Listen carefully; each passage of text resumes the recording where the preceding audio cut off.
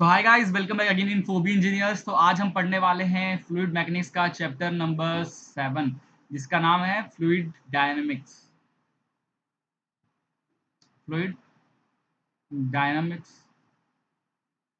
आपको बहुत ज़्यादा डीप में अगर ये टॉपिक पढ़ना है गाइस, तो आप हमारा प्लेलिस्ट चेक कर सकते हो। एफएम नाम से, फ्लूइड मैकेनिक्स नाम से आपको यूनिवर्सिटी लेवल का मिल जाएगा। अगर आप ये टॉपिक डीप में पढ़ना चाहते हो तो वहाँ मिल जाएगा। तो ये जो मैं सीरीज़ बना रहा हूँ, जनरली स्पेशली मैं जूनियर इंजीनियरिंग के लिए बना रहा हूँ, चाहे एसएससी हो, चाहे आरआरबी हो, चाहे कोई भी जेईई के लिए हो। ठीक है? तो उसमें ज़्यादा डीप में चीज़ों को समझने की ज़रूरत नहीं पड़ती, ऊपर-ऊपर से ही क्वेश्चन पूछा जाता है। यहाँ पे थ्योरेटिकल नॉलेज ज़्यादा आपके पास होना चाहिए एज़ कम्पेयर टू न्यूमेरिकल वाले चीज़ों से। तो मैं उसी के अकॉर्डिंग आपको पढ़ाऊँगा। मैंने 8 से 10 साल तक का मैं मेरे पास क्वेश्चन्स हैं। मैंने उस क्वेश्चन्स को लगाया है बहुत बार और उसके अकॉर्डिंग ही मैं आपको चीज़ें पढ़ाऊँगा, ताकि आपको कम से कम टाइम में मैक्सिमम चीज़ें आप कंप्लीट कर सको। ठीक है? तो देखिए, काइनेमैटिक और डायनामिक में अगर आप मैकेनिक्स भी मुझसे पढ़े होंगे, तो मैंने डिफरेंस बताया था कि काइनेमैटिक्स और डायनामिक्स में क्या डिफरेंस होता है। काइनेमैटिक्स में भी हम मोशन की स्टडी करते हैं, फ्लूइड के मोशन का। अगर हम फ्लूइड एफएम पढ़ रहे हैं, वैसे तो हम जब मैकेनिक्स में सॉलिड बॉडी के बारे में पढ़ रहे थे, और डायनामिक में भी हम मोशन की स्टडी करते हैं, फ्लूइड के मोशन की स्टडी करते हैं। डायनामिक में जो मोशन की स्टडी करते हैं, ये मोशन बिकॉज़ ऑफ फोर्स की वजह से ये मोशन आता है। डायनामिक फ्लूइड में फोर्स की वजह से मोशन आता है। तो जनरली डायनामिक में हम वो मोशन मोशन का की स्टडी करते हैं जो डायरेक्टली फोर्स पे डिपेंड करता है। काइनेमैटिक में जो मोशन की डिस्कस करते हैं, अब इसमें भी जो मोशन आया है, अब इसमें भी फोर्स आया होगा, यहाँ पे हम फोर्स को नहीं लेते हैं। फोर्स को हम कंसीडर नहीं करते। यहाँ पे हम जैसे एग्जांपल वेलोसिटी हो गया, डिस्टेंस हो गया, एक्सेलरेशन हो गया। अब वेलोसिटी आपकी बॉडी में हो रहा है, मतलब मोशन हो रहा है, तो विदाउट फोर्स तो वेलोसिटी हो नहीं रहा होगा, बट हम यहाँ पे काइनेमैटिक्स में हम फोर्स को कंसीडर नहीं करते हैं। ठीक है? एक्सेलरेशन बॉडी में हो रहा है, इसका मतलब ये थोड़ी ना कि फोर्स नहीं लग रहा है ना? तो यहाँ पे हम फोर्स को डायरेक्टली इन्वॉल्व नहीं करते हैं और मोशन की स्टडी करते हैं, तो ऐसे को हम लोग काइनेमैटिक्स बोलते हैं। और डायनामिक क्या बोलते हैं? हम फोर्स को कंसीडर करके मोशन की स्टडी करते हैं, इसको हम डायनामिक्स कहते हैं। तो फ्लूइड डायनामिक्स हम इसी के बारे में पढ़ने वाले हैं। यही चीज़ें यहाँ पे लिखी गई हैं। The dynamic of fluid flow is the study of fluid motion with the force causing flow, force की वजह से। ठीक है?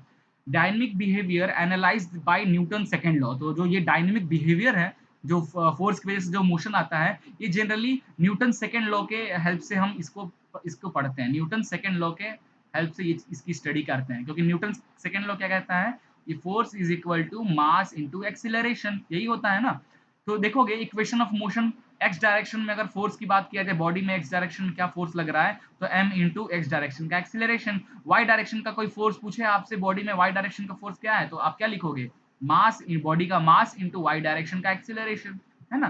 तो ये हमारा न्यूटन सेकेंड लॉ, ये हेल्प करेगा हमें फ्लूइड मोशन के फ्लूइड डायनेमिक्स को समझने की। ठीक है? तो अगला टॉपिक चलते हैं, डायरेक्ट यूलर्स इक्वेशन। तो यूलर्स इक्वेशन यहाँ पे हमें यूलर्स इक्वेशन जो गाइस हैं, ये जनरली इनविसिड फ्लूइड के लिए बात करते हैं। ठीक है? इनविसिड फ्लूइड के लिए पढ़ते हैं। इनविसिड फ्लूइड मतलब फ्लूइड हैव नो विस्कोसिटी। ठीक है? Fluid have no viscosity. तो याद रखना, यूलर इक्वेशन विदाउट विस्कोसिटी हम चीज़ों को डिफाइन करेंगे यहाँ पे। ठीक है? इनविसिड फ्लूइड मतलब नो विस्कोसिटी।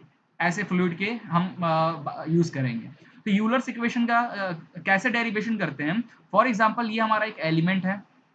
मैंने एक इस तरीके का एक पाइप है, ये पाइप है। इस पाइप में हमारा क्या हो रहा है, इधर से फ्लूइड जा रहा है, इधर से फ्लूइड हमारा आउट हो रहा है, फ्लूइड हमारा आउट हो रहा है। तो अपन क्या करते हैं यहाँ पे, क्योंकि यहाँ पे भी स्ट्रीमलाइन बनी हुई है, स्ट्रीमलाइन फ्लो हो रही है इस डायरेक्शन में, तो मैंने एक एलिमेंट कंसीडर किया, एक एलिमेंट कंसीडर किया। और उस एलिमेंट पे, एलिमेंट जो कंसीडर किया उसका ये थिकनेस है, इसको मैं लिख दे रहा हूँ डेल वाई, और ये थिकनेस है डेल एक्स, ये है हमारा डेल एक्स। जो इस पे जो प्रेशर फोर्स एक्ट हो रहा होगा, इस एलिमेंट के इधर पे जो प्रेशर फोर्स एक्ट हो रहा होगा, वो क्या हो जाएगा? Pressure force is equal to pressure into यहाँ का एरिया। एरिया क्या हो जाएगा? That is length into width. Width क्या है इसका? मान लेते हैं 1 यूनिट। ठीक है? ये हो गया। और एलिमेंट की इस तरफ जो प्रेशर फोर्स एक्ट हो रहा होगा, वो क्या होगा? प्रेशर। और कितना प्रेशर यहाँ पी था, तो यहाँ पे प्रेशर कितना होगा? That is p plus del P upon x travel del x this. ये हो गया प्रेशर इंटू एरिया। एरिया क्या हो जाएगा? Del y into 1। ठीक है? अब अगर देखा जाए क्या होता है फोर्स, न्यूटन सेकंड लॉ कहता है summation of all forces acting on element is equal to mass into acceleration in x direction. अब एक्स डायरेक्शन की बात करेंगे। अभी जो मैंने एलिमेंट कंसीडर किया उसका मान लेते हैं कुछ बॉडी फोर्स भी होगा, दैट इज bx, उसका कुछ बॉडी फोर्स भी होगा, ठीक है। तो fx टोटल इस डायरेक्शन एक्स डायरेक्शन में लगने वाले फोर्स को लिख लीजिए, it is p dot del y dot 1, ठीक है, और minus p plus del p upon del x, dx लिखिए चाहे डेल x लिख सकते हैं, y इंटू 1। अब dx भी उधर है प्लस बॉडी फोर्स। अब बॉडी फोर्स क्या होता है, body force that body force dx is equal to body force per unit area into mass, ये होता है हमारा बॉडी फोर्स, ठीक है। तो यहाँ पे मैं बॉडी फोर्स की जगह पे पुट bx की जगह पे पुट कर देता हूँ m डॉट bx, ठीक है, which is equal to mass into acceleration, mass into acceleration in x direction. तो इस इक्वेशन को फिर से एक बार लिखता हूँ मैं, p plus sorry not plus, मैं थोड़ा सा डेरिवेशन बताऊंगा, ठीक है, डीप तक नहीं जाऊंगा क्योंकि आपको सिर्फ इसके फॉर्मूला से लेना देना है, minus p plus del p upon del x। अबे चल क्यों नहीं रहा, हो बस बस, ठीक है। डेल सॉरी डेल एक्स छूट गया यहाँ पे, इंटू वाई प्लस मास को क्या लिख सकते हैं, density is equal to mass upon volume होता है। तो मास ऑफ दैट एलिमेंट क्या हो जाएगा, डेंसिटी इंटू वॉल्यूम। वॉल्यूम को क्या लिख सकते हैं, इसका पूरा एरिया इंटू हाइट, तो इसको लिख सकते हैं del x del y into 1, ये एरिया वॉल्यूम लिख सकते हैं। ये वाई है, ये एक्स है, इसकी जो विड्थ होगी, एलिमेंट की जो विड्थ होगी, ठीक है, वो 1 है। जैसे हम लिख रहे हैं तो यहाँ पे मास की जगह पुट कर देते हैं हम लोग क्या, density del x dot del y dot 1 body force which is equal to, यहाँ भी मास की जगह पे हम पुट करेंगे यही del x del y 1 into acceleration x direction. अब एक्सिलरेशन जो है, ठीक है, एक्सिलरेशन को यहाँ पे क्या लिख सकते हैं, एक्सिलरेशन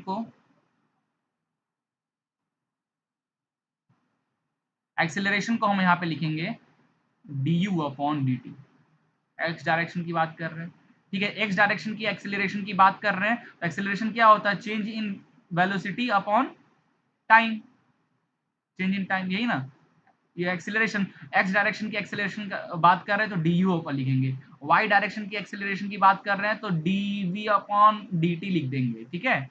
जेड डायरेक्शन की एक्सेलरेशन की अगर बात करेंगे तो क्या लिखेंगे, D W upon D T, है ना। तो हम एक्स डायरेक्शन की इक्वेशन कर रहे हैं, तो इसकी हेल्प से जो आपका फाइनल इक्वेशन आता है, दैट इज यूलर्स इक्वेशन, जो आपका फाइनल यूलर्स इक्वेशन आएगा वो मैं लिखता हूं उसको, अब वही आपको याद रखना है आगे न्यूमेरिकल्स में, प्रीवियस ईयर क्वेश्चन जब हम सॉल्व करेंगे तो काम आएगा।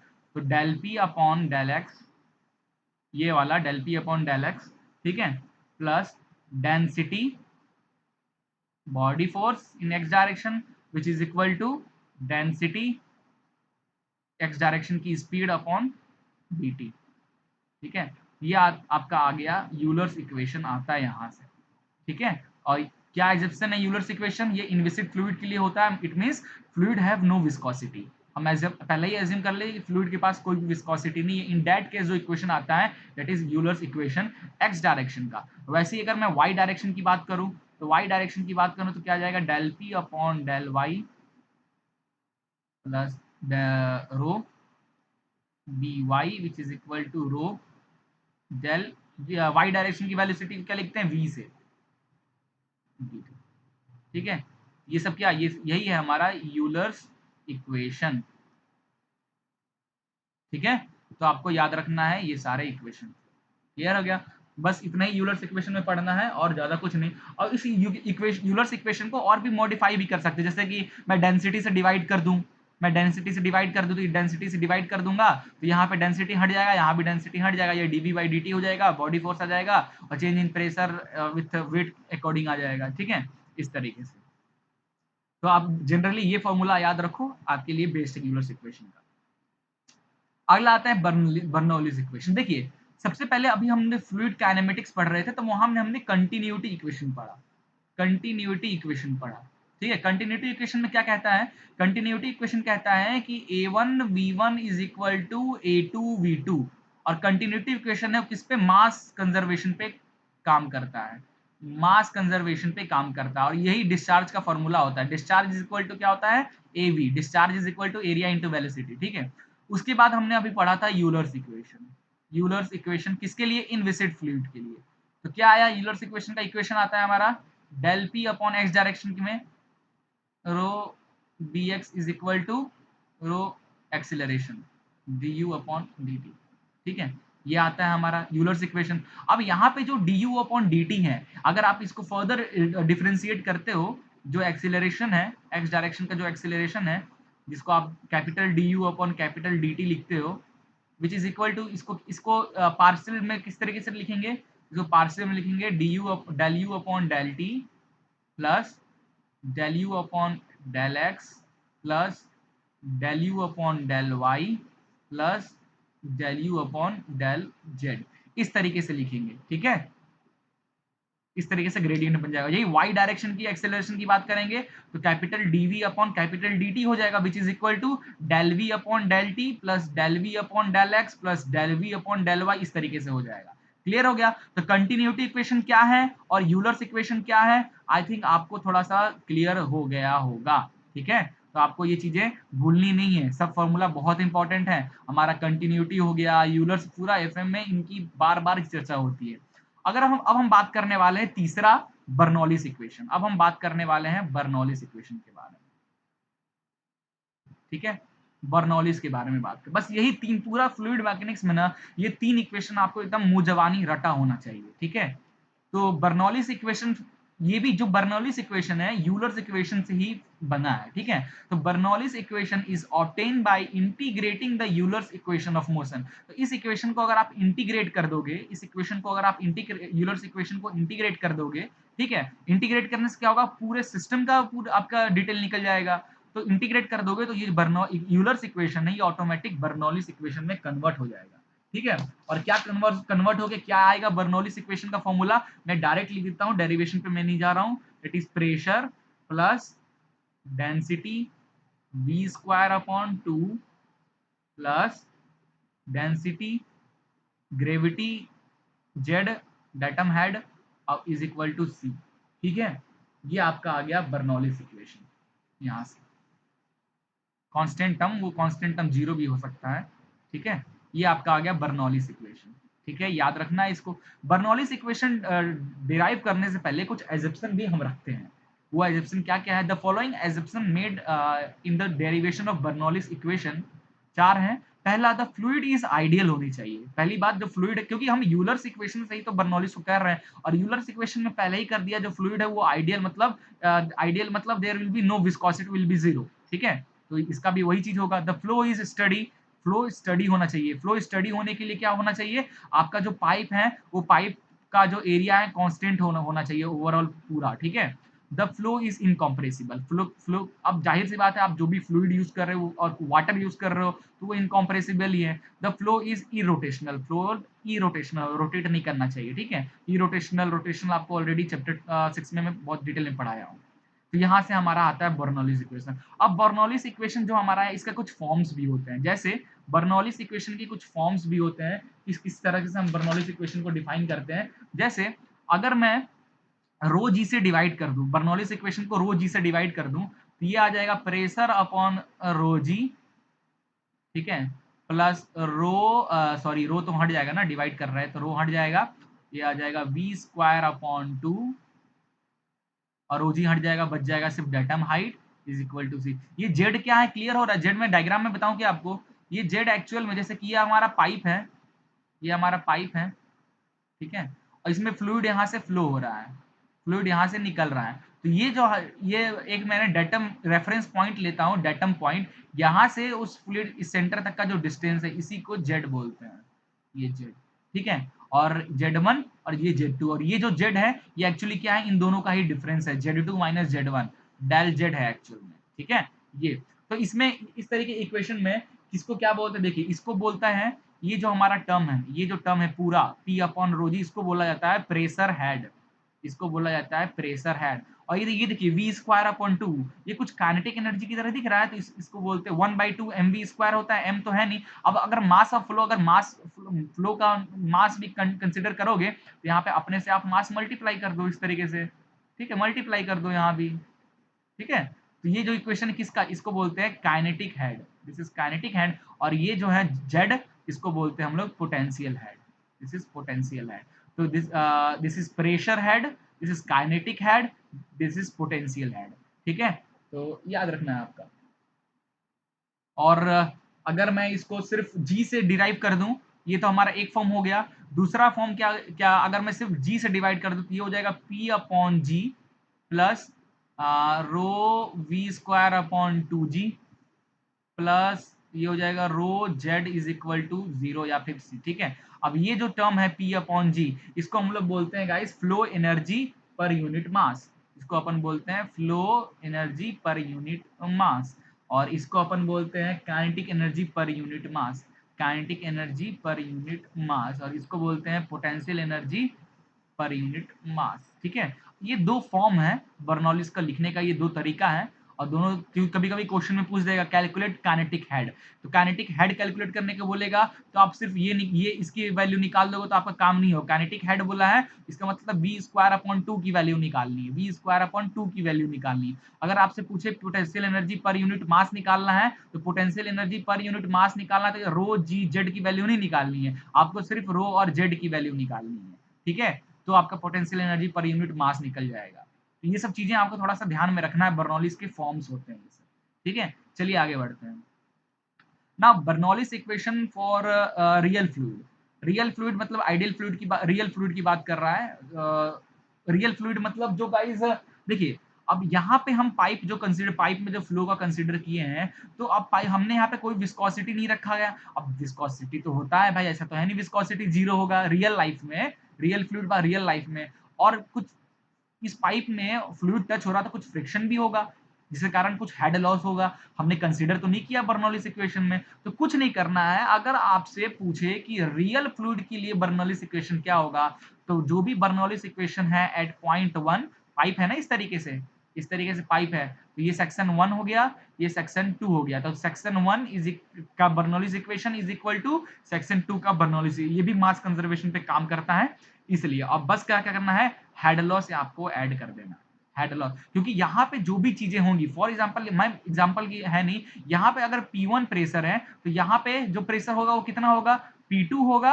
और इस P2 में क्या होगा, कुछ हेड लॉस भी ऐड हुआ होगा HL। तो इसलिए हम इस इक्वेशन में जो हेड लॉस है वो इधर की ओर लिखते हैं, ठीक है, इस तरफ लिखते हैं हेड लॉस। ये हो गया हेड लॉस।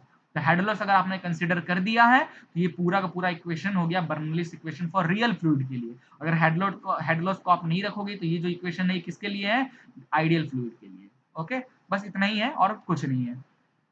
चलिए अब कुछ Bernoulli's application, practical application of Bernoulli's equation के। प्रैक्टिकल एप्लीकेशन हम कहाँ यूज करते हैं, हर जगह। पैरामेडिकल में देखा जाए, बहुत जगह पे हम बर्नौलिस के प्रिंसिपल्स को यूज करते हैं, like venturi meter, orifice meter, pitot tube, ये सब क्या है, ये सब हमारा एप्लीकेशन है बर्नौलिस इक्वेशन को, ठीक है। इसमें एक चीज और ऐड कर दे रहे हैं, सिफॉन, शिफॉन, हाइड्रोलिक शिफॉन बोला जाता है, या शिफॉन ट्यूब। बताऊंगा क्या होता, ये शिफॉन ट्यूब क्या होता है, अभी डिस्कस करेंगे हम। वेंचुरी मीटर आप जानते ही हो, ऑरिफिस मीटर जानते ही हो, पिटॉट ट्यूब जानते ही हो। इसका मैं फॉर्मूला और इनके बारे में कुछ चीजें हम थोड़ा बहुत डिस्कस करेंगे, और फॉर्मूले पे ही अपन बात करेंगे। डीप में चीजों को जानना है तो गाइज मैं बहुत अच्छा वीडियो बना रखा हूँ वेंचुरी मीटर अलग अलग ही, तो डिटेल में चाहो तो पढ़ सकते हो, बट यहाँ पे आपको रिक्वायर्ड नहीं है। मैं जब क्वेश्चन कराऊंगा, प्रीवियस ईयर क्वेश्चन में आपको कराऊंगा, तो देखिएगा जो चीजें जितना मैंने आपको पढ़ाया इस थ्योरी में, इससे हटकर कोई भी क्वेश्चन नहीं पूछे जाते हैं, ठीक है। सो गाइज हाइड्रोलिक सिफॉन, ठीक है, हेलो, ओके, हाइड्रोलिक सिफॉन, ये एक्चुअली सिफॉन क्या है, ये इस ट्यूब को इस तरीके के ट्यूब को सिफॉन बोलते हैं। बहुत अच्छा एग्जांपल हाइड्रोलिक सिफॉन का मैं एग्जांपल दे रहा हूँ। आप पेट्रोल टैंक से पाइप की हेल्प से पेट्रोल को बाहर निकालते हो, ठीक है। क्या करते हो उसके लिए, आप पेट्रोल टैंक में पाइप डालते हो, इधर से सक करते हो, और फिर जब उसको नीचे करते हो, तो पेट्रोल क्या होता है, यहाँ से ऑटोमेटिक बाहर निकलने लगता है। तो ये कोई मैजिक नहीं है, ठीक है, ये कोई मैजिक नहीं है, ये सिर्फ और सिर्फ बर्नौलिस का एक एप्लीकेशन है, ठीक है। अब हम इसमें थोड़ा सा डिस्कस ज्यादा करने वाले हैं, बाकी मैं वेंचुरी और ओरिफिस पे इतना डिस्कस नहीं करूंगा। हाइड्रोलिक सिफॉन पे थोड़ा सा हम डिस्कस करेंगे। ज्यादा डिस्कस करने का रीजन क्या है गाइस, ये आपके इंजीनियरिंग से बहुत, जैसे आप किसी पाइप की कंपनी में जा रहे हो जहाँ पे पूरा पाइप पे हो, जैसे आप सुनते हो ना रोज कुछ कोई ना कोई न्यूज सुनते हो कि यार उस कंपनी का पाइप फट गया, ठीक है, उस पाइप में कोई फ्लूइड जा रहा था, अचानक से पाइप फट गया, पाइप फटने से गैस लीक हो गई और काफी लोग मर गए, तो पाइप क्यों फट गया, ठीक है, ये सब रीजन हमको यहाँ से मिलने वाला है। बहुत कुछ सीखने को मिलेगा यहाँ से। आपको एक चीज और सीखने को मिलेगा, कैविटेशन।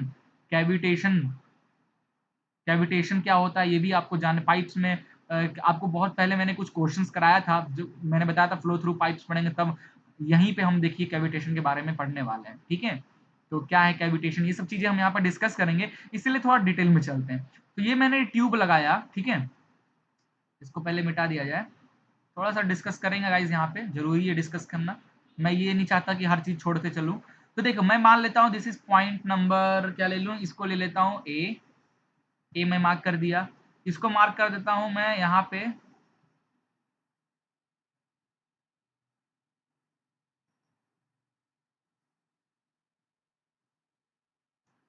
ओके, ये जो हमारा है दिस इज बी पॉइंट, ये मैं मार्क कर देता हूँ यहाँ पे कहीं, दिस इज सी पॉइंट, यहाँ पे मैं सी मार्क कर दे रहा हूँ, और यहाँ पे मैं यहाँ पे मैं इसको डी पॉइंट मार्क कर दे रहा हूँ, ठीक है। और मैं एक रेफरेंस लाइन ले लेता हूँ, ये मैंने एक रेफरेंस लाइन ले लिया, डेटम जिसको बोला जाता है। अभी आपका समझ में आ जाएगा ये क्यों मैजिक नहीं है, ठीक है। तो ये जो बी है इसका डिस्टेंस डेटम से, इस पॉइंट से, इसको मैं लिख देता हूँ Z2, ठीक है। जो ए है, ए का डेटम से ए का जो है Z1, यहाँ इस डेटम से, ठीक है, Z1। सी का जो डिस्टेंस है, डेटम से सी का जो डिस्टेंस है, डेटम से सी का जो डिस्टेंस है, इसको मैं लिख देता हूँ दैट इज Z3। और डी का जो डेटम से डिस्टेंस है, इसको लेता हूँ Z4, ठीक है, समझ रहे हो ना, डेट ये सारा डिस्टेंस जो है ये डेटम से है, क्लियर है। इस तरीके से मैंने रख लिया। अब ये देखिए ये हमारा ए हवा में है, खुला हुआ है। अब यहाँ पे हम एक चीज जानते हैं, थर्मोडायनेमिक्स में एक चीज हम पढ़े थे, जो एनर्जी होता है, जो एनर्जी होता है, energy always flows high concentration region to low concentration reason.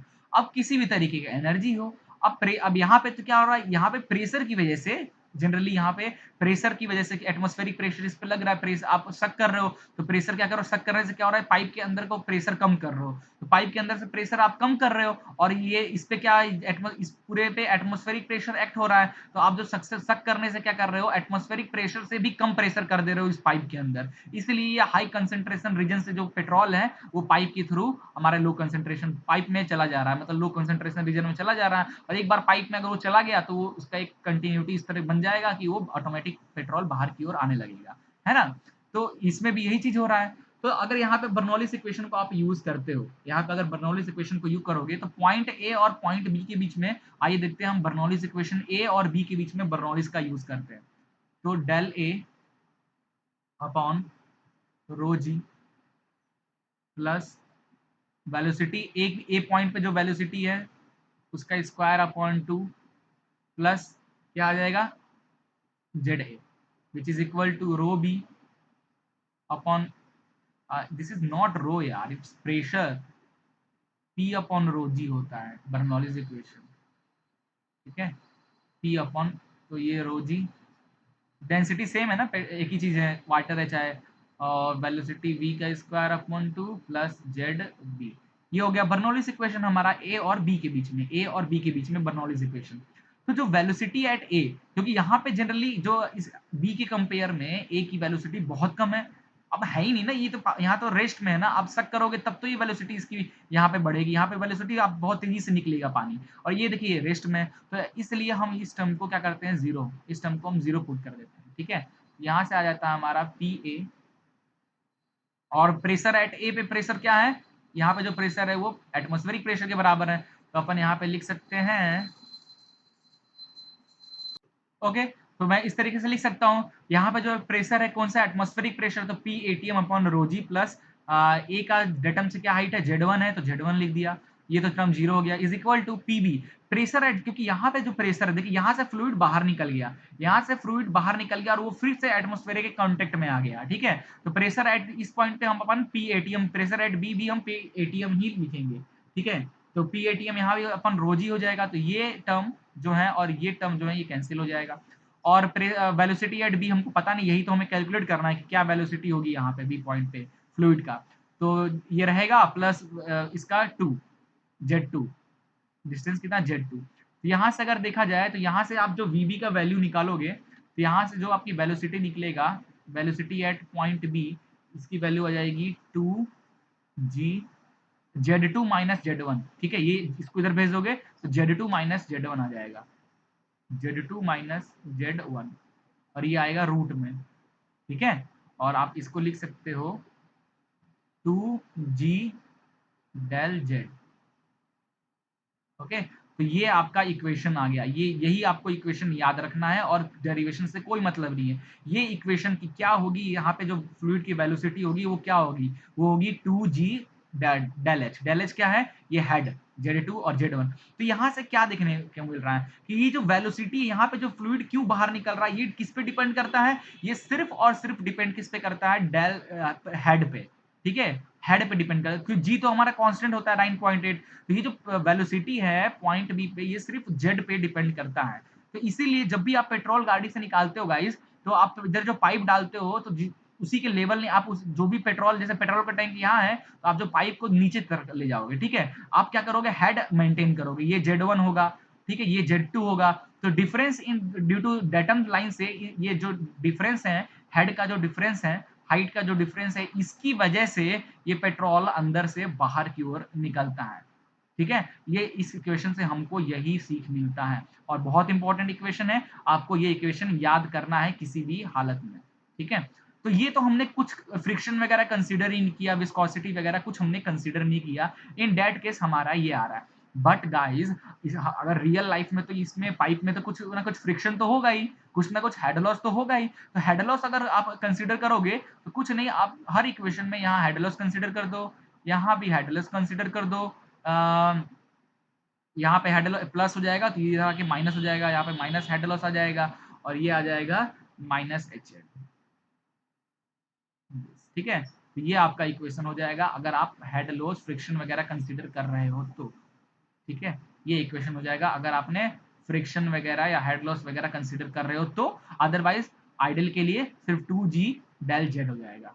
Clear हो गया, बहुत इंपॉर्टेंट है, आपको याद रखना है कुछ भी हो जाए। तो ये तो नॉर्मली आपने पेट्रोल से टैंक से पेट्रोल निकालने के लिए आपने पाइप डाला, सिफोन को डाला और क्या क्या हेड मेंटेन किया, उसका हेड ऊपर था और आपने नीचे तक पाइप लाया और क्या किया उसमें सकिंग किया, या सक करने से नहीं होगा, सिर्फ सक करने से ही नहीं निकलता है। आप इसको बंद कर दो, इसको टैप कर दो, यहाँ से हवा अंदर की ओर फूको, ठीक है। और हवा तब तक फूको जब आपको लगे ये फुल हो गया, और फिर क्या करो, अचानक यहाँ से फिंगर अगर हटाओगे ना और यहाँ से फूकना बंद करोगे तो ये ऑटोमेटिक ये पानी ये जो है अंदर की ओर जाने लगेगा और फिर तब भी निकलने लगेगा, सिर्फ सक करने से नहीं होता, ठीक है। दोनों तरीके से आप निकाल, और क्योंकि ये डिपेंड किस पे करता है, ये डिपेंड करता है एक बार आपको बस ये देना, एक बार सकिंग की इफेक्ट देना पड़ता है, एक बार आपको कंसंट्रेशन कम करना पड़ता है, क्योंकि यहाँ पे प्रेशर एटीएम है, तो अगर आप चाहते हो बाहर निकले तो क्या करोगे, आपका जो प्रेशर होना चाहिए वो प्रेशर एटीएम से कम, इसलिए आप इसके पाइप के अंदर फूक कर या फिर फूक कर ज्यादा प्रेशर में सॉरी फूक कर अचानक से खोलते हो तो अचानक से एयर यहाँ पे प्रेशर एक्ट करता है और इसी वजह से ये अंदर की हो जाता है, या फिर वैक्यूम क्रिएट करते हो तो प्रेशर पाइप के अंदर कम हो जाता है एटमॉस्फेरिक प्रेशर से, तो कम हो जाता है तो हाई प्रेशर से लो प्रेशर वाला एनर्जी तो जाता ही है, इसलिए इस तरीके से जाता है। एक बार बस ये काम करना है, उसके बाद वो कंटिन्यूटी निकलता रहता है, कंटिन्यूअसली बाहर निकलता रहता है। क्यों बाहर निकलता रहता है continuity, because of this head, head आपने मेंटेन किया, दोनों का अलग अलग हेड रखा है। अब इसी सिफोन को अगर आप यहाँ तक चाहोगे, यहाँ तक सेम हाइट पे रख दोगे, सेम हाइट पे, फॉर एग्जांपल Z1 और Z2 बराबर हो गया, तब ये एक्शन करके देखना, जब तक सक करोगे तब तक निकलेगा और जहां छोड़ोगे तो फिर निकलना बंद हो जाएगा, ठीक है। तो आपको हेड को ऊपर नीचे करना पड़ेगा, हेड को मेंटेन करना होगा, तभी जाकर चीजें ये इफेक्ट आपको देखने को मिलेगा, ठीक है। चलिए अब ये तो हो गया, अब अपन थोड़े से और मुद्दे पे चलते हैं। मैं ये सब चीजों को थोड़ा सा मिटा देता हूँ, ठीक है। ये मिट गया, ये मिट गया, ये मिट गया, ठीक है, गुड। चलिए अब आपको कैविटेशन का फंडा समझाते हैं। तो कैविटेशन का फंडा समझने से पहले हम क्या करते हैं, हमने अभी जो बर्नौलीज इक्वेशन लगाया पॉइंट ए और पॉइंट बी के बीच में लगाया। अब बर्नौलीज इक्वेशन जो गाइस है ए और सी के बीच में बर्नौलीज, देखते हैं ए पे और सी पे क्या बर्नौलीज इक्वेशन क्या डिफरेंस दिखता है, ठीक है, ए और सी पे, उसके बाद ए और डी पे देखेंगे, ठीक है, ये सब चीजें देखेंगे और देखेंगे कैविटेशन का फंडा यहाँ पे कहाँ पे आता है। चलिए अब ए और बी के बीच, ए और सी के बीच में हम बर्नौलीज इक्वेशन लगाने वाले हैं। ए और सी के बीच में बर्नौलीज इक्वेशन लगाते हैं, ठीक है। तो चलिए लगाते हैं बर्नौलीज इक्वेशन ए और सी के बीच में। तो क्या हो जाएगा, pressure at a upon rho ji plus b square upon 2g plus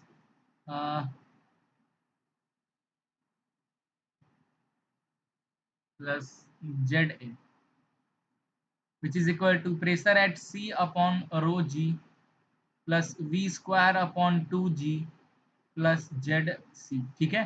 तो प्रेशर एट ए पे क्या है, एटमॉस्फेरिक प्रेशर है, upon rho ji plus V square velocity of A, this is velocity of A, this is velocity at C upon 2g plus Z A का height क्या हमने माना है z1 माना है, which is equal to pressure at C पे pressure क्या है, वही उसी से तो हमको मतलब है, वही तो निकाल चेंज करना है, वहां का प्रेशर हमें पता नहीं है, ठीक है। और वी सी वेलोसिटी होगा 2g प्लस सी का हाइट क्या हमने लिया था, z3 लिया था क्या, सी का हाइट हमने z3 लिया था, तो मैं अपन यहाँ पे z3 पुट कर देते हैं, z3 पुट कर दें। वेलोसिटी एट इस पॉइंट पे तो कोई वेलोसिटी है नहीं, ये हो गया हमारा जीरो, ठीक है। और ये आ जाएगा direct atmospheric pressure upon rho g which is equal to p c upon rho ji plus v c square upon 2g plus z3 minus z1, ठीक है। तो ध्यान से देखोगे ये जो सी पॉइंट का ये जो प्रेशर हेड है, ये क्या है, पीसी अपॉन रोजी क्या बोलते हैं, प्रेशर हेड, ये हमारा प्रेशर हेड। तो ये वैल्यू में ये चीजें एक्स्ट्रा चीजें ऐड हो रही है, इसका मतलब क्या है, ये जो वैल्यू है इससे बड़ा है, अपन लिखते हैं ना, जैसे अगर ये हमारा ए पॉइंट है, ये हमारा बी पॉइंट है, इन दोनों को कंपेयर करते हैं तो क्या लिखते हैं, वन पे जो भी प्रेशर है विच इज इक्वल टू क्या होगा, बी पे क्या होगा, P2 प्लस एग्जाम्पल, चलो समझाते हैं इसको, अच्छे से समझना है तो अच्छे से समझ लीजिए। जैसे अपन एक टैंक लेते हैं, टैंक में अगर पूरा फ्लूइड बच, ये वन पॉइंट है, टू पॉइंट है, जानते हो कहीं भी पानी है और पानी में अगर आप नीचे की ओर जाओगे तो प्रेशर बढ़ेगा, तो pressure at two is equal to क्या हो जाता है, pressure at one plus rho g h, है ना। तो प्रेशर एट टू, अब जो प्रेशर एट वन है वो तो टू से कम ही है, तो यहाँ पे हम लिख सकते हैं इस तरीके से कि प्रेशर जो है सी पे जो प्रेशर है rho g is less than atmospheric pressure upon rho g, इस तरीके से लिख सकते हैं। तो इससे ये क्या समझ में आ रहा है, इससे ये समझ में आ रहा है गाइस कि आप जैसे जैसे यहाँ पे ऊपर जा रहे हो तो बाहर का जो एटमॉस्फेरिक प्रेशर जो है सी का जो प्रेशर है वो कम है एटमॉस्फेरिक से, आप थोड़ा और ऊपर जाओगे तो और कम हो जाएगा, और ऊपर जाओगे और कम हो जाएगा। तो जैसे जैसे इस पाइप में आप ऊपर की ओर जाते जाओगे पाइप के अंदर का प्रेशर बाहर के प्रेशर से कम होता जाएगा, कम होता जाएगा और कम होता जाएगा, ठीक है। तो क्या आप तो कहोगे यार बड़ी अच्छी चीज है, प्रेशर कम हो रहा है, प्रेशर कम हो रहा है तो बाहर से जो बाहर का प्रेशर हाई कंसंट्रेशन से लो कंसंट्रेशन जाएगा हमारा फ्लूइड, ये तो जाना ही है। अब बहुत तेजी से आपका ये एक्शन बर्नर यहाँ पे सिफॉन का काम होगा, लेकिन यार ये चीज प्रेशर कंटिन्यूअसली कम, जितना ऊपर की ओर आप जाता जा रहे हो प्रेशर कम होते जा रहा है, तो इससे एक बहुत बड़ी प्रॉब्लम है, यहाँ पे वेपर जनरेट होने का प्रॉब्लम हो जाएगा।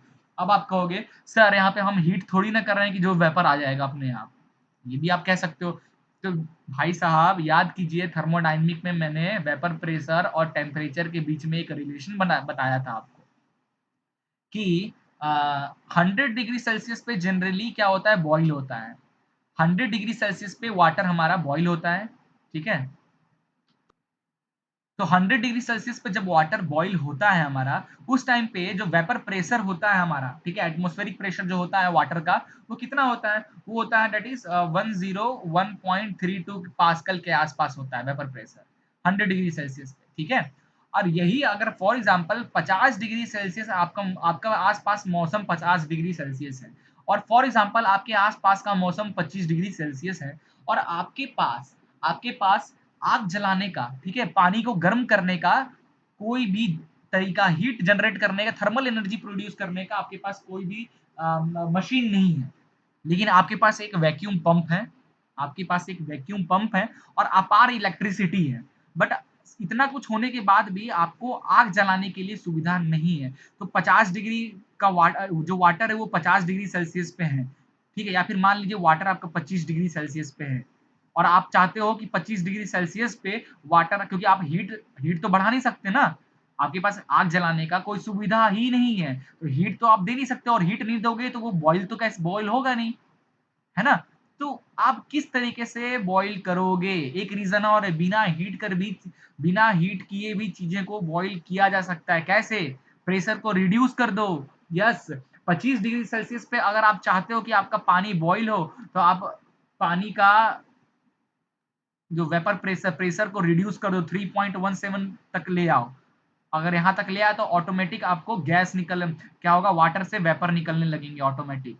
पढ़े थे ना, प्रेशर कम करने से भी गाइस क्या होता है, हमारा जो पानी है, पानी क्यों हमारे लिक्विड स्टेट में दिखता है, क्योंकि उसपे एटमॉस्फेरिक प्रेशर लगा हुआ है। प्रेशर लगने की वजह से ही पानी हमें लिक्विड स्टेट में दिखता है। अगर ये प्रेशर हटा देना तो ये पानी हमारे गैस स्टेट में बदल जाएगा। तो बिना आग जलाए भी हम पानी को वेपर में कन्वर्ट कर सकते हैं। कैसे?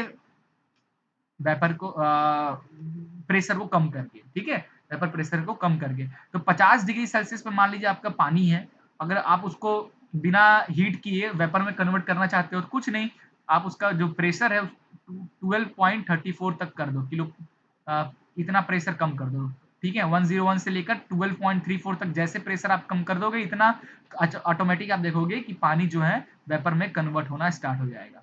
ठीक है? तो ये चीज़ कॉन्सेप्ट ध्यान में रखो, इसको यूज़ करके अभी मैं आपको बता रहा हूँ।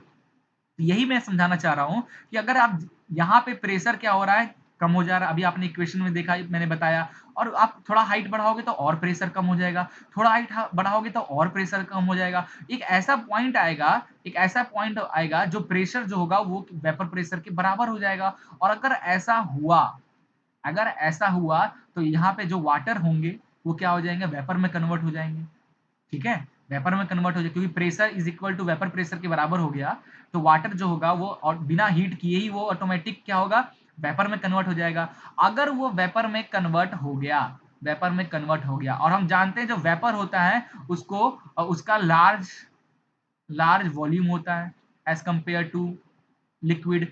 वेपर जो होते हैं लार्ज वॉल्यूम कवर करते हैं, तो वेपर में बनने के कारण क्या होगा, पाइप के अंदर, अब मैं थोड़ा-सा 3D में आपको चीज़ें दिखाऊँगा। वेपर, ये मैं पाइप बना रहा हूँ, ये पाइप में यहाँ तक हमारा पानी था और यहाँ पे एक और पाइप था इधर, ठीक है? यहाँ पे एक ऐसा प्रेशर आएगा, ये जो प्रेशर यहाँ पे जो जनरेट हुआ है बहुत कम हो गया है और ये वेपर प्रेशर के बराबर हो गया। तो यहाँ पे क्या होगा कि ये जो वेपर बनना चालू हो जाएगा, और जानते हो वेपर ज़्यादा स्पेस लेता है ऑक्यूपाई करने के लिए, वो व तो ये ज़्यादा स्पेस ले लेगा, है ना? तो ज़्यादा स्पेस लेगा, उसके बाद ये क्या होगा, फिर मान लीजिए फ्लो कंटीन्यूअस हाई कंसंट्रेशन से लो कंसंट्रेशन होने की वजह से फ्लो कंटीन्यूअस इसके अंदर आ रहा है पानी। तो इसकी वजह से क्या होगा, ये जो फ्लो है इस गैस को ढकेलेगा ऊपर की ओर, ये गैस और ऊपर की ओर इस तरीके से जाता है, मतलब फिर पानी यहाँ आ जाएगा और ये गैस यहाँ तक रहेगा, ठीक है? फिर ये अचानक क्या, सिफोन आपका नीचे की तरफ हो रहा है, नीचे की तरफ होता जा रहा है ना सिफोन, पाइप ऐसा है, तो फिर ऐसा जैसे आप फिर क्या होगा, ये लिक्विड जो है अब जैसे ही नीचे की तरफ आने लगेगा, यहाँ ऊपर की ओर जा रहा था तो प्रेशर कम हो रहा था तो वीपी, और यहाँ पे क्या होगा, धीरे-धीरे क्या होगा, ये जो प्रेशर होगा, नॉर्मल प्रेशर, वो वीपी से बहुत ज़्यादा हो जाएगा, ठीक है? वीपी से बहुत ज़्यादा हो जाएगा, बढ़ जाएगा प्रेशर, वेपर प्रेशर से ज़्यादा हो जाएगा, तो ये जो गैसेस है, वो फिर से क्या होने लगेगी, वो लिक्विड स्टेट में कन्वर्ट होने लगेगा। जब ये यहाँ पे नीचे आने लगेगा, लिक्विड स्टेट में कन्वर्ट हो जाएगा। तो हम जानते हैं कि जो गैस जो होता है, ठीक है? जो गैस होता है, वो लार्ज वॉल्यूम ऑक्यूपाई करता है और जो लिक्विड होता है, वो लो वॉल्यूम ऑक्यूपाई करता है। तो यहाँ पे मान लीजिए इतने सारे गैस के इतना, ये यहाँ से यहाँ इतना वॉल्यूम था, मतलब ये रहा, इतना वॉल्यूम ऑक्यूपाई किया था गैस, बट यहाँ पे नीचे आने की वजह से प्रेशर ज़्यादा हो गया वेपर प्रेशर से, ठीक है? वेपर प्रेशर से ज़्यादा हो गया, तो जो गैस है वो लिक्विड में बदलने लगा। अब इतने सारे वेपर में अब जो लिक्विड होगा वो सिर्फ इतना में ही कन्वर्ट हुआ, ये इतना ही लिक्विड लिक्विड जो बदलेगा लो वॉल्यूम के कारण इतना ही। अब यहाँ इसकी वजह से क्या होगा, और पीछे से भी पानी आ रहा है, पीछे भी तो पानी है ना, यहाँ भी पानी है, तो इसकी वजह से देखो यहाँ पे क्या, इधर भी पूरा वाटर है, इधर भी पूरा वाटर है, मान लीजिए वाटर ढकेल रहा है तभी तो वो गैस आगे की ओर बढ़ रहा है, इधर भी पानी, ये जो गैसेस था ये इस लोड एक्शन फ्लो की वजह से ये इधर की ओर आ गया। अब ये जो गैस था ज्यादा वॉल्यूम वॉल्यूम कवर किया था, बट प्रेशर ज्यादा होने की वजह से लिक्विड कन्वर्ट हो गया, और लिक्विड कम लेता है तो ये पूरा पूरा गैस लिक्विड में कन्वर्ट हो गया, बट जो जगह था वो जगह तो यहाँ पे गैप हो गया ना, यहाँ पे गैप आ गया ना, ये पूरा पूरा लिक्विड हमारा गैस लिक्विड में कन्वर्ट हो गया। अब यहाँ पे क्या हो गया, कैविटी जनरेट हो गया, ठीक है।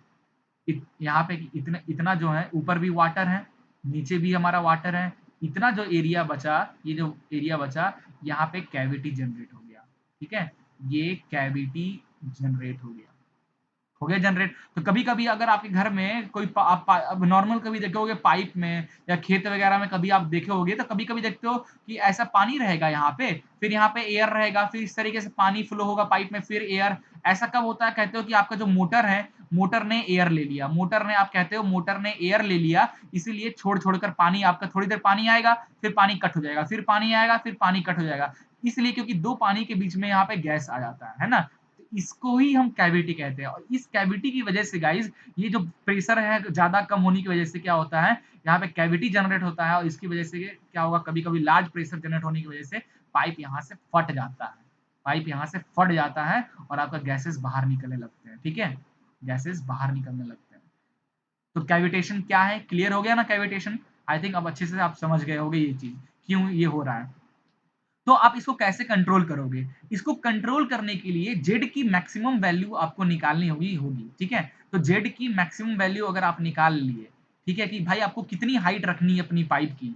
अपनी पाइप की जो पाइप की हाइट मान लीजिए यहाँ यहाँ से लेकर यहाँ तक हाइट है, यहाँ से लेकर यहाँ तक हाइट है ना, ये पाइप की हाइट डेटम से कितनी रखनी है कि आपका ये जो कैविटेशन वाला पार्ट जो है ये क्रिएट ना हो, जेड की वैल्यू कितनी रखें, ठीक है। तो उसके लिए क्या करेंगे हम, डी पॉइंट पे आप पहले निकाल लीजिए, डी और ए के बीच में बर्नौलीज इक्वेशन लगाइए, डी और ए के बीच में बर्नौलीज इक्वेशन लगाइए, वहां से आपको मैक्सिमम जेड की वैल्यू निकल जाएगी, ठीक है। और जो मैक्सिमम जेड की वैल्यू कितना डेटम रखना, मैक्सिमम जेड की वैल्यू जो निकलती है यहाँ से वो आ जाएगा आपका p ATM upon rho g minus p v upon two g, sorry not two g, rho जी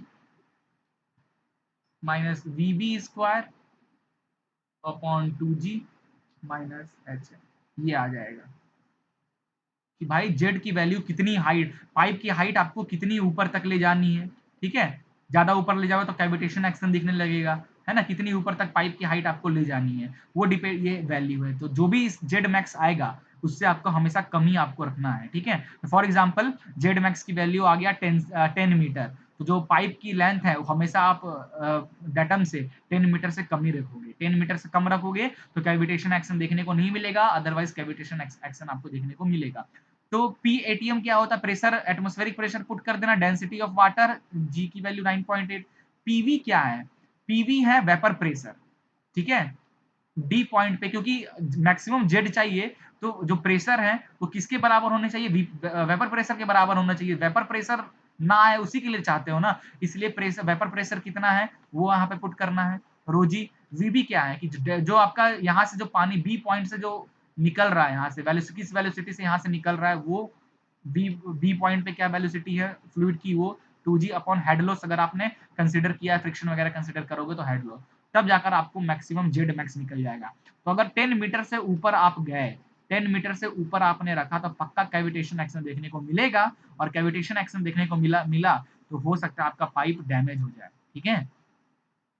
तो ये सब चीजें आपको टैंक से फ्यूल निकालने में काम नहीं आएगा, ठीक है, टैंक से, पेट्रोल टैंक से फ्यूल निकालने में ये सब चीजें आप नहीं सोचते हो, लेकिन हाँ अगर ये स्टेशन है, फॉर एग्जांपल ये एक स्टेशन है और दूसरे स्टेशन तक आपको अगर फ्लूइड पहुंचाना है तो वहां पे ये सब चीजें ध्यान देनी पड़ती है। जैसे पेट्रोल का एग्जांपल ले लें, पेट्रोल रिफाइनरी प्लांट में जाओगे तो देखोगे बड़े बड़े पेट्रोल टैंक होते हैं, और फिर यहाँ मशीन से यहाँ पेट्रोल को ट्रांसफर करना है, तो बहुत जरूरी होता है इस जेड मैक्स की, जेड में पूरा जो पाइप लाइनिंग पाइपिंग की सिस्टम करते हैं, ये पूरा डिपेंड करता है इस वैल्यू पर। जेड मैक्स पे अगर गलती से ज़्यादा कर दिए, कैविटी जनरेट होगा और पाइप फट जाएगा और फिर पेट्रोल लीक होने लगा, तो फिर समझ लो आपके पेट्रोलियम रिफाइनरी में क्या होने वाला है, ठीक है? ये सब चीज़ें बहुत ज़रूरी होता है पाइपलाइन पढ़ने के लिए, ठीक है?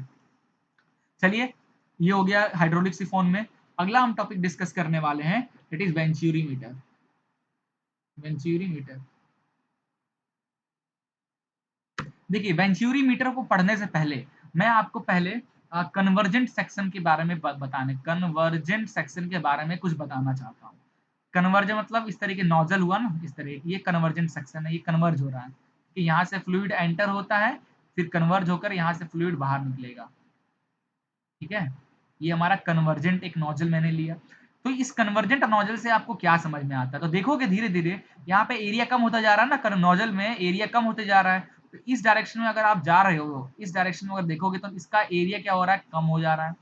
तो एरिया कम होने की वजह से अगर आप कंटिन्यूटी इक्वेशन की हेल्प लोगे तो यहाँ से आपको समझ में आएगा एरिया कम होने की वजह से वेलोसिटी जो है यहाँ पे जो वेलोसिटी होगा वो कम होगा और यहाँ पे जो वेलोसिटी होगा वो ज़्यादा होगा। कैसे? डिस्चार्ज का फ़ॉर्मूला क्या होता है? कंटिन्यूटी इक्वेशन में डिस्चार्ज का फ़ॉर्मूला क्या होता है? या फिर कंटिन्यूटी की बात करते हैं, तो कंटिन्यूटी इक्वेशन होता है A1 V1 is equal to A2 V2, है ना? तो क्या समझ में आ रहा है कि जो एरिया है is inversely proportional to velocity. तो एरिया अगर कम हो रहा है इस डायरेक्शन में, तो इस डायरेक्शन में वेलोसिटी क्या होगी? इंक्रीज़ होगी। ये हमें कंटिन्यूटी इक्वेशन से समझ में आ गया। ठीक है? अब ये चीज़ तो समझ में आ गया। नाउ अब प्रेशर से क्या क्या रिलेशन है? प्रेशर का रिलेशन समझने के लिए आप बर्नौलीज़ का हेल्प लीजिए। बर्नौलीज़ इक्वेशन का हेल्प लीजिए। बर्नौलीज़ इक्वेशन का हेल्प लोगे तो अगर एरिया इस डायरेक्शन में कम हो रहा है तो वेलोसिटी बढ़ रहा है और वेलोसिटी अगर इस डायरेक्शन में बढ़ रहा है देयरफॉर प्रेशर क्या होगा? डिक्रीज़ हो जाएगा। कैसे? तो बर्नौलीज़ इक्वेशन को क्या लिखते हो आप? बर्नौलीज़ इक्वेशन को लिखते हो आप that is P upon rho g, तो 1 plus V1 square upon 2g plus Z1 is equal to P2 upon rho ji plus V2 square upon 2g plus Z2।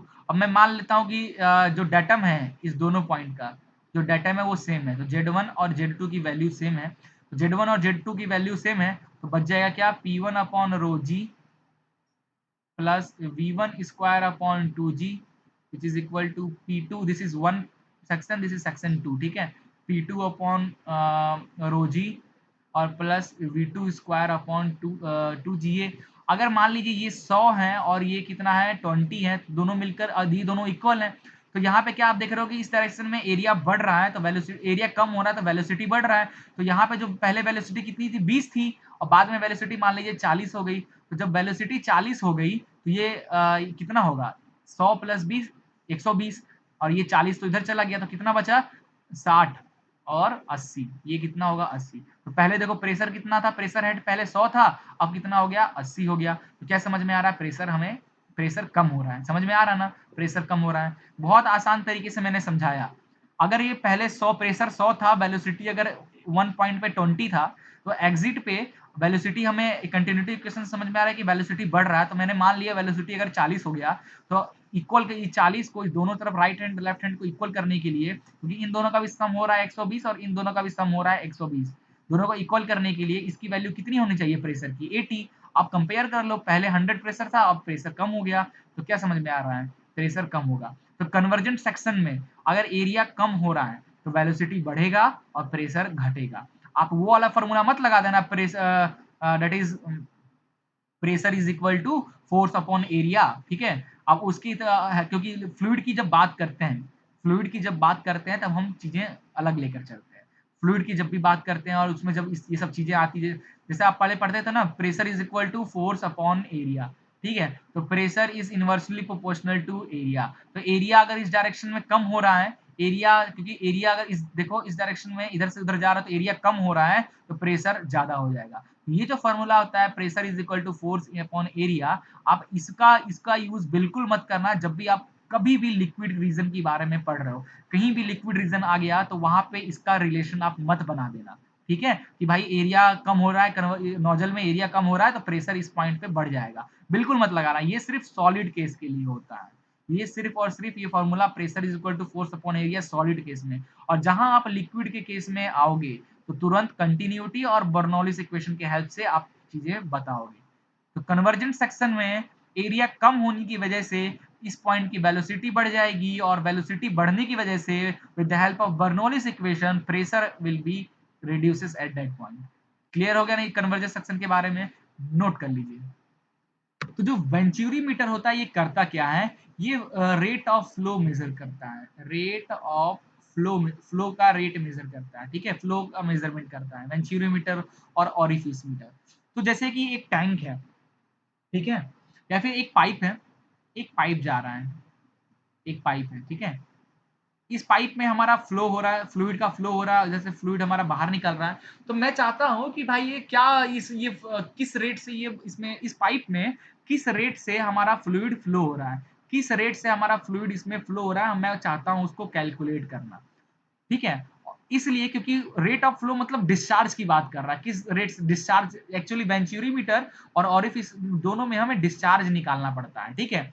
ये discharge that is rate of flow calculate करने के लिए हमें क्या क्या चाहिए, discharge निकालने के लिए हमें क्या क्या चाहिए, डिस्चार्ज का फॉर्मूला होता है एरिया इंटू वेलोसिटी, ए और वी। तो हमें जाहिर सी बात है वेलोसिटी चाहिए, वेलोसिटी कैलकुलेट करना है, और अगर आप वेलोसिटी कंट्रोल कैलकुलेट करना चाहते हो तो आपको प्रेशर की हेल्प जरूर लेना पड़ेगा, प्रेशर की हेल्प से, बर्नौलीज इक्वेशन के में प्रेशर की हेल्प से आप वेलोसिटी निकाल लोगे, और यहाँ पे वेलोसिटी पुट कर दोगे तो आपका रेट ऑफ फ्लो निकल जाएगा, ठीक है। ये काम होता है, इस तरीके से हमारा काम करता है वेंचुरी मीटर, ठीक है। तो अब इस पाइप का मैं रेट ऑफ फ्लो मेजर करना चाहता हूँ, या फिर किस प्रेशर से या किस वेलोसिटी से ये मूव हो रहा है, ये सब। तो क्या करूंगा मैं एक कन्वर्जेंट, यहाँ पे एक कन्वर्जेंट और डाइवर्जेंट सेक्शन कंसिडर कर दूंगा। ये एक पाइप है, मैंने पाइप को कट किया और उसमें मैंने एक कन्वर्जेंट सेक्शन लगा दिया, उसमें मैंने एक थ्रॉट लगा दिया, और फिर मैंने एक डाइवर्जेंट सेक्शन लगा दिया, और फिर मैंने एक पाइप को वैसे ही कनेक्ट कर दिया, ठीक है। तो यहाँ इस पॉइंट पे जो प्रेशर होगा और इस थ्रॉट में जो प्रेशर होगा, अब यहाँ पे क्या हो गया, ये कन्वर्जेंट के कारण क्या हो रहा है, कन्वर्जेंट के कारण एरिया कम हो रहा है, वेलोसिटी क्या होगी, बढ़ेगी, और वेलोसिटी बढ़ेगी तो प्रेशर कम हो रहा है, तो यहाँ पे प्रेशर डिफरेंस मैंने मेंटेन कर दिया।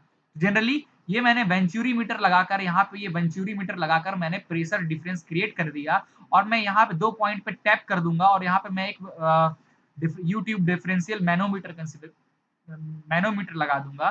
तो यहाँ पे प्रेशर डिफरेंस की, क्योंकि यहाँ पे प्रेशर ज्यादा है, यहाँ पे प्रेशर कम है, कन्वर्जेंट सेक्शन है ना, यहाँ पे प्रेशर ज्यादा है, यहाँ पे प्रेशर कम है, तो यह इसके अंदर जो मरकरी होगा वो कुछ इस तरीके से शो करेगा मरकरी, है ना।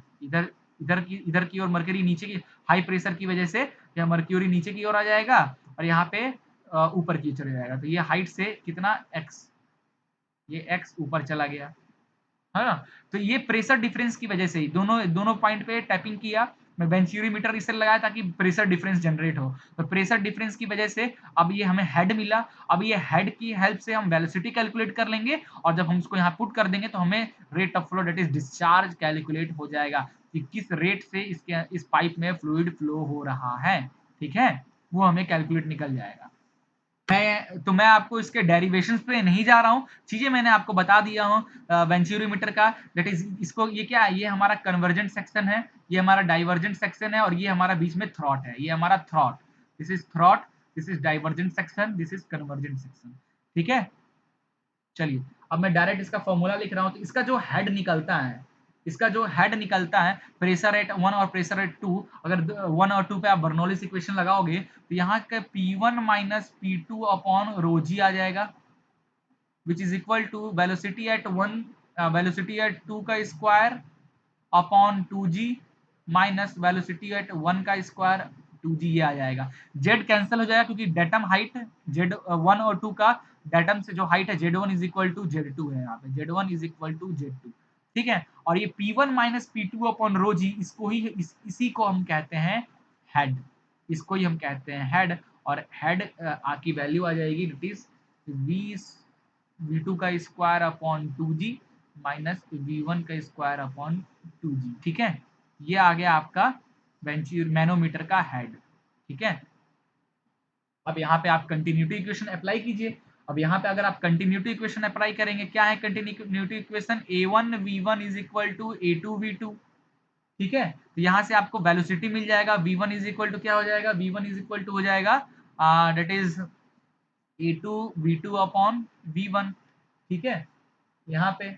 और अब क्या कीजिए, इस v1 की जगह पे, इस v1 की जगह पे अगर आप ये इसको पुट करेंगे, यहाँ पे आप इसको पुट कर दीजिए v1 की जगह पे, तो यहाँ से आपको v2 मिल जाएगा, यहाँ से आपको v2 मिल जाएगा, ठीक है। v1 तो मिल गया, this is the value of v1, और यहाँ आप इसको जब आप इस इक्वेशन में पुट करेंगे तो यहाँ से आपको v2 मिल जाएगा, और ये कितना आएगा v2, ये आएगा 2gh into a1 area at 1 upon root of a1 का स्क्वायर माइनस a2 का स्क्वायर, ठीक है। यहाँ से आपको वेलोसिटी मिल गया, ठीक है। अब करना क्या है, अब आपको रेट ऑफ फ्लो निकालना है, डेट इज डिस्चार्ज निकालना है, और डिस्चार्ज इज इक्वल टू क्या हो जाएगा, अब डिस्चार्ज एट 1 कहीं भी निकाल लीजिए, तो मैं यहाँ पे निकाल लेता हूँ a1 और v1 निकाल लेता हूँ। डिस्चार्ज कुछ करना थोड़ी, आपको वैल्यू पुट करना है, डायरेक्ट आपका डिस्चार्ज निकल जाएगा। या फिर आप इस पॉइंट पर डिस्चार्ज निकालना चाहते हैं तो आप a2 और v2 लिख दीजिए। तो यहाँ पे एरिया, सेकेंड पॉइंट पे एरिया क्या है, वो एरिया इंटू v2 की वैल्यू क्या है, दिस, पुट कर दीजिए यहाँ पे 2gh into a1 upon a1 का स्क्वायर माइनस a2 का स्क्वायर, ये लीजिए, ये डिस्चार्ज, ये आ लीजिए आपका पानी या फिर जो भी फ्लूइड है इस पाइप में किस रेट से फ्लो हो रहा है, क्या उसकी डिस्चार्ज रेट है, निकल गया। बस इतना ही सा काम है आपके वेंचुरी मीटर का, ठीक है। तो ये जो गाइस हमने लिखा, ये जो हमारा डिस्चार्ज आया है, इसको अपन कहते हैं थ्योरेटिकल डिस्चार्ज। थ्योरेटिकल डिस्चार्ज क्यों थ्योरेटिकल डिस्चार्ज कहते हैं, क्योंकि हमने इसमें गाइस कोई भी हेड लॉस कंसीडर नहीं किया। हमने इस, क्योंकि फ्रिक्शन तो होगा ना पाइप में फ्रिक्शन तो होगा, फ्लूइड में पाइप की वजह से फ्रिक्शन तो होगा, हमने वो तो कंसीडर नहीं किया। तो जनरली हमने पेन पेपर के हेल्प से जो चीजें निकाला ये थ्योरेटिकल है, बट प्रैक्टिकली में फ्लूइड है, पाइप है, तो यहाँ पे बाउंड्री लेयर एक्शन, पाइप के यहाँ पे ये पाइप है, यहाँ पे फ्लूइड जा रहा है, तो यहाँ पे बाउंड्री लेयर एक्शन तो होगा, जिसके कारण से फ्रिक्शन की वजह से रिड्यूस होगा कुछ ना कुछ रेट, तो हमने वो तो कंसीडर नहीं किया। तो इसलिए हम अब एक्चुअल डिस्चार्ज निकालेंगे। एक्चुअल डिस्चार्ज एक आता है थ्योरेटिकल डिस्चार्ज, एक हमारा निकलेगा एक्चुअल डिस्चार्ज, जिसको QA लिखेंगे। और ये जो एक्चुअल डिस्चार्ज होगा, ये उसका फॉर्मूला हो जाएगा, इस एक्चुअल डिस्चार्ज में हम एक एक्स्ट्रा टर्म CD को मल्टीप्लाई कर देते हैं, थ्योरेटिकल डिस्चार्ज में हम एक CD का मल्टीप्लाई कर देते हैं।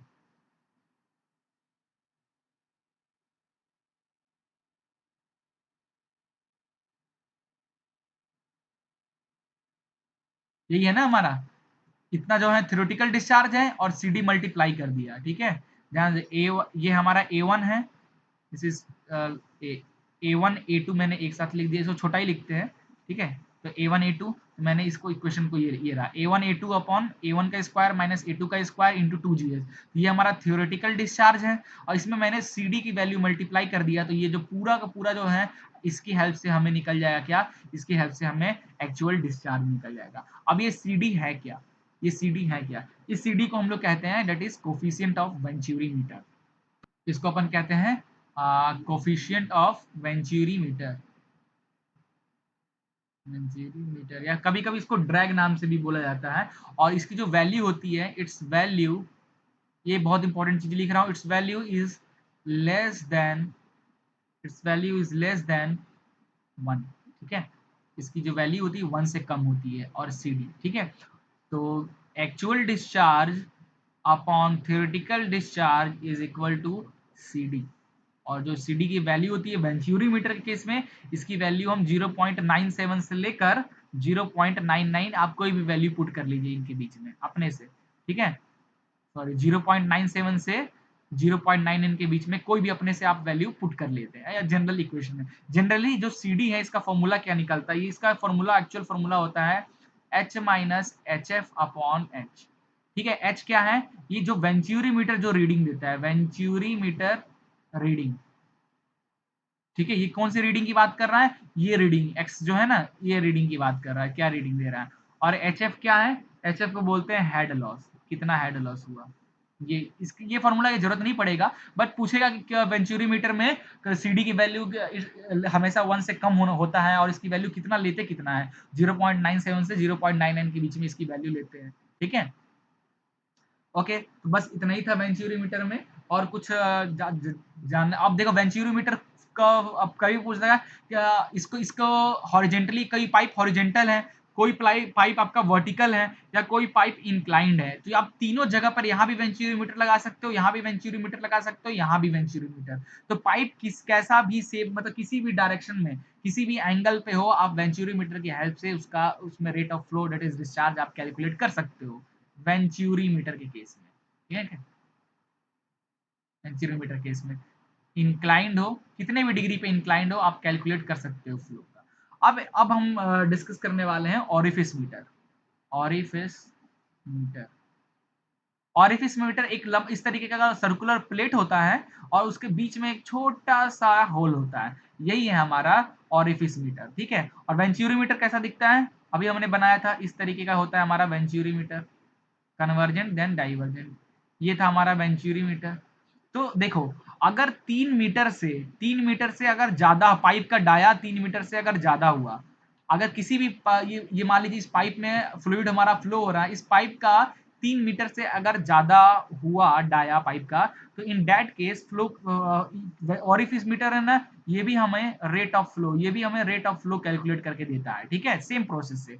तो 3 मीटर से ज्यादा डाया का पाइप होता है ना, इन दैट केस हम ऑरिफिस मीटर का यूज करते हैं, क्योंकि इसमें काफी कॉस्टली पड़ जाता है। देखते हो, पहले एक कन्वर्जन सेक्शन लगाओ, फिर थ्रॉट लगाओ, फिर डाइवर्जन सेक्शन लगाओ, तो 3 मीटर से ज्यादा पाइप हुआ ना, तो ये इसके लिए काफी ज्यादा लेंथ बढ़ जाएगा, इसका काफी ज्यादा लेंथ बढ़ जाएगा, कॉस्टली पड़ेगा। इसलिए हम एक सर्कुलर डिस्क का यूज कर लेते हैं। 3 मीटर से ज्यादा का पाइप अगर होता है, तो उसका अगर हमें rate of flow rate calculate करना है, तो हम एक सर्कुलर पाइप लेते हैं, जितने डाया का हमारा वो होगा उतने डाया का, और एक छोटा सा होल कर देते हैं। तो इस ये जो होता है, इसी को अपन एरिया ओ लिखते हैं, ओरिफिस मीटर का एरिया। ठीक है, तो अपन इजीली कैलकुलेट कर लेते हैं with the help of orifice meter. तो याद रखना, ये हम 3 मीटर से ज्यादा वाले पाइप के फ्लो को कैलकुलेट करने के लिए ऑरिफिस मीटर का यूज करते हैं। ठीक है, या ऑरिफिस, ये हमारा, इसको ऑरिफिस प्लेट भी कहते हैं, इसको ऑरिफिस प्लेट भी कहा जाता है। ठीक है, उसमें एक छोटा सा होल रहता है।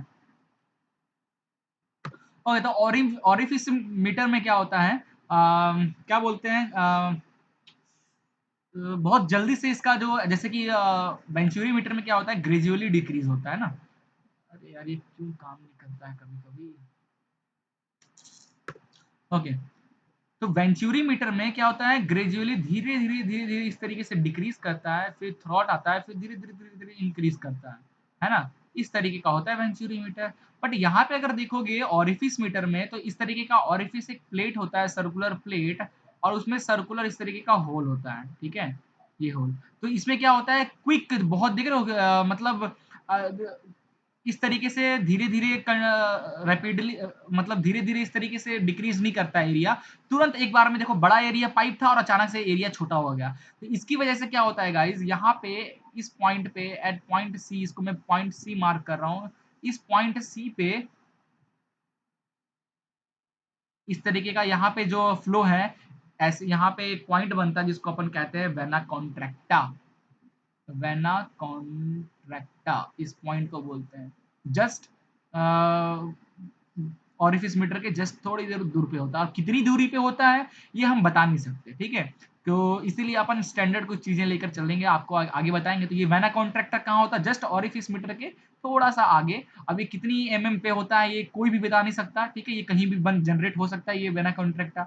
ये जो वेना कॉन्ट्रैक्टा होता है, तो एट दिस वेना कॉन्ट्रैक्टा, जो एरिया है, area of AC is less than AO, AC is less than AO। AO क्या है, ऑरिफिस मीटर का इसका area, AO, area of that small hole. ठीक है, और AC क्या है आपका, area at vena contracta, vena contracta की जो एरिया है। ठीक है, यहाँ पे जो एरिया है, AC is the area of vena contracta. ठीक है, तो आपको याद रखना है ये चीज। AO क्या है, ऑरिफिस मीटर का डाया एरिया, और AC क्या है, वेना कॉन्ट्रैक्टा एट इस पॉइंट। ठीक है, यहाँ से जो वेलोसिटी निकलती है, अब हमें यहाँ इसका फ्लो मेजर करना है, तो अपन यहाँ पे टैपिंग करेंगे, यहाँ पे टैप करेंगे और यहाँ पे टैपिंग करेंगे, जहाँ पे वेना कॉन्ट्रैक्टा है ना, वहाँ पे टैपिंग करेंगे, और वहाँ पे एक हम मैनोमीटर, यूट्यूब डिफरेंशियल मैनोमीटर लगा देंगे। तो यहाँ पे प्रेशर ज्यादा है, वन पे प्रेशर, यहाँ पे प्रेशर कम है। इसकी वजह से क्या होता है, इसकी वजह से जो मर्क्यूरी इधर से नीचे आ जाएगा मर्क्यूरी, और यहाँ से मर्क्यूरी ऊपर चला जाएगा, है ना। और आपको यहाँ से ये एक्स हेड देखने को मिलेगा, हेड देखने को मिलेगा, है ना। तो velocity at C, vena contracta पे जो वेलोसिटी निकलती है, वेना कॉन्ट्रैक्टा पे जो वेलोसिटी निकलेगी डेट इज 2gh, ठीक है, प्लस v1 स्क्वायर, ठीक है। ये फॉर्मूला निकलता है, what is the velocity at vena contracta, तो आप ये फॉर्मूला की हेल्प से कैलकुलेट कर लोगे, ठीक है। अब यहाँ पे एक टर्म आता है गाइज हमारा सी, जिसको अपन कहते हैं कोफिशिएंट ऑफ कॉन्ट्रैक्शन, और इसकी वैल्यू कितनी होती है, एरिया ऑफ वेना कॉन्ट्रैक्टा की area upon area of orifice का, इसी को अपन कहते हैं कोफिशिएंट ऑफ कॉन्ट्रैक्शन, ठीक है, कोफिशिएंट ऑफ कॉन्ट्रैक्शन याद रखना है। तो देखिए वेलोसिटी तो हमारा निकल गया, अब वेलोसिटी निकल गया तो अपन क्या करते हैं, हमें डिस्चार्ज निकालना है, डिस्चार्ज के लिए ए और वेलोसिटी चाहिए, तो वेलोसिटी एट सी निकल गया है, ठीक है। तो अब हम डिस्चार्ज के लिए अपन इससे भी डायरेक्ट एरिया निकालना है, एरिया एट सी। तो ध्यान से हम यूज करते हैं किसका, कंटिन्यूटी इक्वेशन का यूज करते हैं। तो कंटिन्यूटी इक्वेशन का यूज करेंगे तो a1 v1 is equal to क्या हो जाएगा, ac vc, वन पॉइंट और सी पॉइंट पे, ठीक है। यहाँ से v1 इज इक्वल टू क्या हो जाएगा, AC VC अपॉन A1, ठीक है। यहाँ से आपका और यहाँ से AC को अपन क्या लिख सकते हैं, इस इक्वेशन से AC को क्या लिख सकते हैं, CC इंटू AO लिख सकते हैं। तो इसको लिख सकते हैं CC into AO into VC upon A1, ठीक है। अब ये जो वेलोसिटी आया इसको यहाँ पे पुट कर देते हैं, तो यहाँ पे इस v1 की वैल्यू पुट करोगे तो यहाँ से आपकी जो एक्चुअल वेलोसिटी निकलेगा एट वेना कॉन्ट्रैक्टा, उसका फॉर्मूला आ जाएगा आपका 2gh upon root of 1 minus A naught upon a1 का होल स्क्वायर, a1 का होल स्क्वायर, cc का होल स्क्वायर, ठीक है। ये इक्वेशन आपका आएगा। तो velocity at vena contracta this, तो ये निकल गया। अब करना क्या है, अब आपको डायरेक्ट डिस्चार्ज निकालना, डिस्चार्ज एट वेना कॉन्ट्रैक्टा क्या निकलेगा, AC VC, VC आपको पता है, AC पता है, यहाँ से थ्योरेटिकल, यहाँ से जो डिस्चार्ज निकलेगा ये आपका थ्योरेटिकल डिस्चार्ज निकलेगा, और थ्योरेटिकल डिस्चार्ज की वैल्यू क्या हो जाएगी, ये हो जाएगी A0, ठीक है, A0 CC to root 2gh upon root of 1 minus A naught upon A1 का होल स्क्वायर इंटू CC का होल स्क्वायर, ठीक है। ये निकल गया आपका थ्योरेटिकल डिस्चार्ज। और यहाँ से अगर आप एक्चुअल डिस्चार्ज निकालना चाहते हो, एक्चुअल डिस्चार्ज निकालना चाहते हो, कुछ नहीं, इसी इक्वेशन में आप CD का वैल्यू मल्टीप्लाई कर दो, ठीक है। थ्योरेटिकल डिस्चार्ज में CD का वैल्यू मल्टीप्लाई कर दो तो एक्चुअल डिस्चार्ज निकल जाएगा, ठीक है। और यहाँ पे ऑरिफिस मीटर में जो CD की वैल्यू होती है, ठीक है, ये होती है लेस देन वेंचुरी मीटर।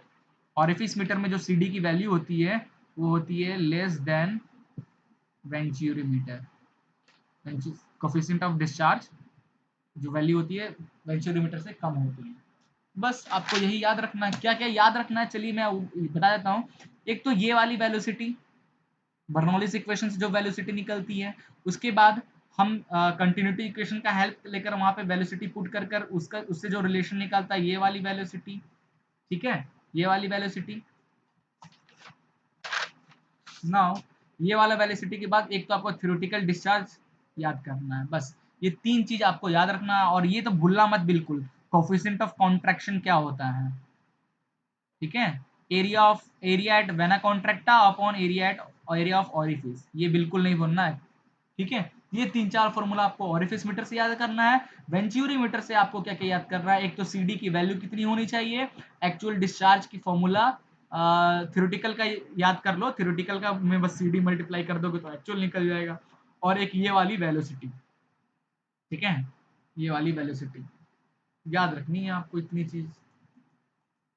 ना आगे अब डिस्कस करने वाले हैं हम लोग लास्ट चीज, that is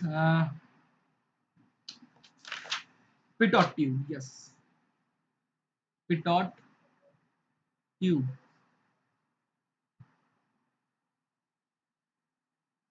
pitot tube, pitot tube क्या होता है पहले वो देख लीजिए। ठीक है, तो पिटॉट ट्यूब के बारे में हम यहाँ पे बात करने वाले हैं। जनरली हम वेलोसिटी को मेजर करने का, ठीक है, अभी तक हम फ्लो मेजरमेंट करने की बात कर रहे थे, यहाँ पे हम वेलोसिटी मेजरमेंट करना चाहते हैं तो हम पिटॉट ट्यूब के हेल्प से कर सकते हैं। ठीक है, तो it is a device used for measure the velocity of flow at any point in a pipe और अ चैनल। कहीं भी हम मेजर कर सकते हैं, अगर वेलोसिटी मेजर करना है किसी पाइप का, किसी चैनल का, with the help of Pitot tube हम इजिली मेजर कर सकते हैं। पिटोट ट्यूब काम कैसे करता है, किस प्रिंसिपल पे काम करता है, तो it is based on the principal that if the velocity of flow of a tube point become zero. Okay, ध्यान देने वाली पॉइंट है ये। If the flow of a tube velocity of flow of a tube at a particular point becomes zero, then the pressure there is increased due to conversion of kinetic energy into potential energy। होता क्या क्या है guys, आपको ये जो point है, ये आपका ये जो ट्यूब दिख रहा है ना, ये मैंने ऊपर से जो ट्यूब डाला इस तरह ये शेप का, ये हमारा पिटॉट ट्यूब। ठीक है, अब इस पिटॉट ट्यूब को पहली बात तो आपको जिस भी चैनल का वेलोसिटी मेजर करना रहता है, तो ये सब स्ट्रीम लाइन है। ठीक है, ये सब हमारा स्ट्रीम लाइन है जितने सारे, तो आपको ये इसको तो पहली बात स्ट्रीम लाइन से एकदम अलाइन करना पड़ता है। तो ये जो स्ट्रीम लाइन आ रहा है, आपको बहुत सावधानी से इसको अलाइन करना पड़ता है। अलाइन करने पे क्या होता है गाइस, ये जो फ्लो आता है, ये फ्लूइड फ्लो की जो स्ट्रीमलाइन की फ्लो आती है, इससे टकरा कर यहाँ पे क्या होता है, वेलोसिटी जीरो हो जाता है। और इसी पॉइंट को हम लोग गाइस, जहाँ पे velocity of the stream zero, इसी पॉइंट को हम लोग कहते हैं स्टैग्नेशन पॉइंट। स्टैग्नेशन पॉइंट, ठीक है, और इसको हम स्टैग्नेशन ट्यूब भी नाम देते हैं। एक होता है स्टैटिक पॉइंट। स्टैटिक पॉइंट क्या होता है गाइस, जैसे कि हमारा फ्लूइड के फील्ड है, ये फ्लूइड फील्ड है, स्टैटिक पॉइंट, स्टैटिक ट्यूब, तो हम यहाँ पे इस तरीके का स्टैटिक ट्यूब लगाते हैं। ठीक है, ये स्टैटिक ट्यूब है और इससे हम मेजर करते हैं प्रेशर।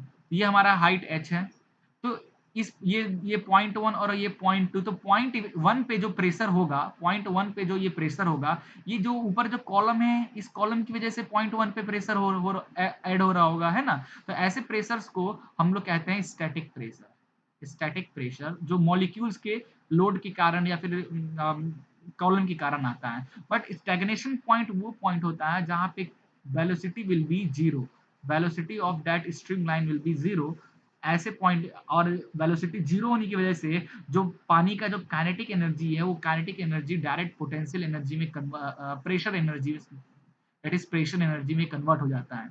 और इस प्रेशर एनर्जी की हेल्प से हम यहाँ पे वेलोसिटी का मेजरमेंट कर लेते हैं। ठीक है, तो यहाँ से जो हमारा वेलोसिटी का फॉर्मूला निकलता है कि what is the velocity at point two, point two की वेलोसिटी क्या होगी, पॉइंट वन की वेलोसिटी क्या होगी, तो हम यहाँ पे इजिली वेलोसिटी निकाल लेते हैं। ठीक है, तो देखिए, ठीक है, तो यहाँ पे बर्नौलीज इक्वेशन लगाइए पॉइंट वन पे, ये सेक्शन वन और सेक्शन टू पे बर्नौलीज इक्वेशन लगाइए, तो सेक्शन टू के जो वेलोसिटी कम जो है, velocity head, kinetic energy head, वो तो कट जाएगा। जेड वन और जेड टू दोनों का सेम है तो वो भी कट जाएगा। सिर्फ आपका बच क्या जाएगा, pressure head at one, that is P one upon rho g बच जाएगा, और टू का प्रेशर हेड रहेगा P two upon rho g, वो बचा रह जाएगा। ठीक है, तो आप इसको क्या लिख सकते हैं, मतलब बचा क्या रह जाएगा, पी वन अपॉन रो जी इधर से बचा रह जाएगा, बाकी सारे टर्म्स कट जाएंगे। ठीक है, और साथ में इसके बचा रहेगा V one square upon two g, और इधर बचा रहेगा P two upon rho g, और बस, क्योंकि वेलोसिटी तो जीरो हो गया,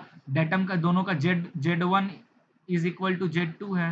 ठीक है, ये भी ये बचा रहेगा, तो P one upon rho g, ये क्या है, pressure head at one, pressure head at one, तो प्रेशर हेड हम यहाँ पे एच से डिनोट करेंगे, this H plus velocity V one square upon two g, और pressure head at two, pressure head at two पे क्या प्रेशर हेड होगा, ये होगा small H plus capital H, this head small H plus capital H.